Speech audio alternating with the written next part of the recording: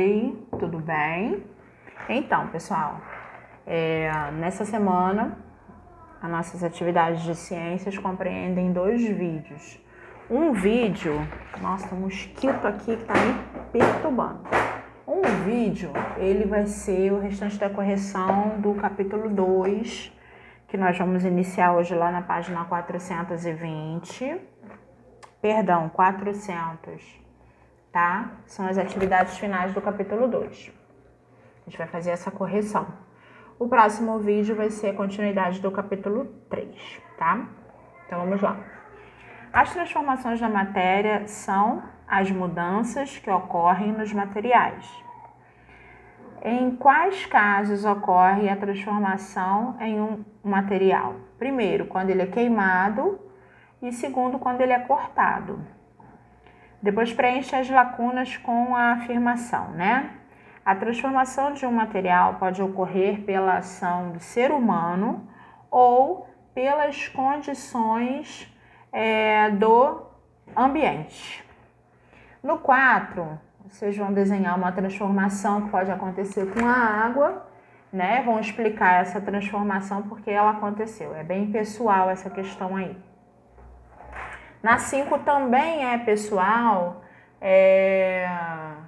mas a gente tem um indicador aí que é o picolé, tá? A gente pode ter 2 tipos de transformações. Primeiro, quando uma pessoa pode mudar esse picolé, e não é comendo, chupando, tá? Ela pode fazer qualquer outra coisa, por exemplo. Ela pode morder o picolé e mudar a forma dele. E a transformação causada pela condição do ambiente.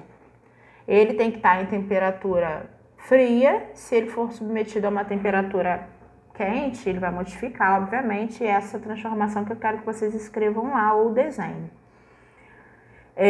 A questão 6 também pode ser explicada da seguinte forma. Isso aí é uma moringa, né? Imagine que esse artista, ele, né, modelou essa argila, colocou no forno para secar. Qual foi a transformação que aconteceu aí? A argila, com a água, ela estava mole, não estava? Ela estava quase que líquida. Então, se ela secou no forno, ela provavelmente aconteceu o que com ela? Ela endureceu, tá? Depois vocês vão ligar cada material aí as propriedades que podem ser atribuídas. Por exemplo, o gelo, ele é gelado e úmido, né? Isso é um algodão? É um algodão macio e liso. E embaixo é uma lixa, que é áspera e seca, tá? Depois a gente vai lá para a página 402.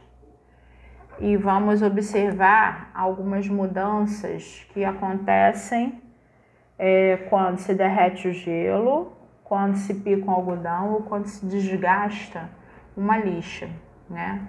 As propriedades conservadas são aquelas que não vão modificar. Por exemplo, o gelo, ele não vai modificar no seguinte sentido: na cor dele, o algodão na maciez e a lixa no tamanho. Agora, as propriedades que podem ser alteradas, a temperatura do gelo vai ser outra. O algodão modifica o tamanho e a lixa vai modificar a aspereza dela, né? Ela era muito áspera, como ela sofreu um desgaste, ela vai ficar bem menos áspera. No 9, a gente tem as recomendações impressas numa embalagem e uma pergunta. Você acha que é importante seguir essas informações? Sim, por quê? Porque se o material que precisa estar naquela temperatura sofreu uma outra tipo de temperatura, ou inferior a 15 ou superior a 30, logicamente vai acontecer alguma transformação nesse material, né? A 10. Imagine que um medicamento sofreu algum tipo de transformação por ter sido esquecido, tarará, tarará.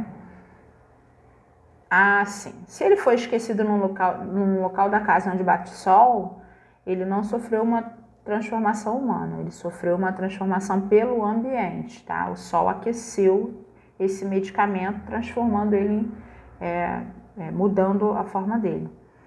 Depois a 11. Mesma coisa, se eu for deixar uma barra de chocolate exposta ao sol, ela vai derreter. Qual foi a transformação que ela sofreu aí? Ela saiu de sólido para pastoso, né? E aí foi uma transformação pelo meio ambiente. A 403, pense no caso da barra de chocolate e assinale a opção correta.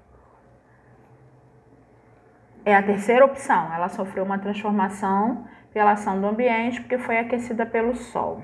Na 13, liste alguns materiais e a transformação que eles podem sofrer para se transformarem em outros materiais.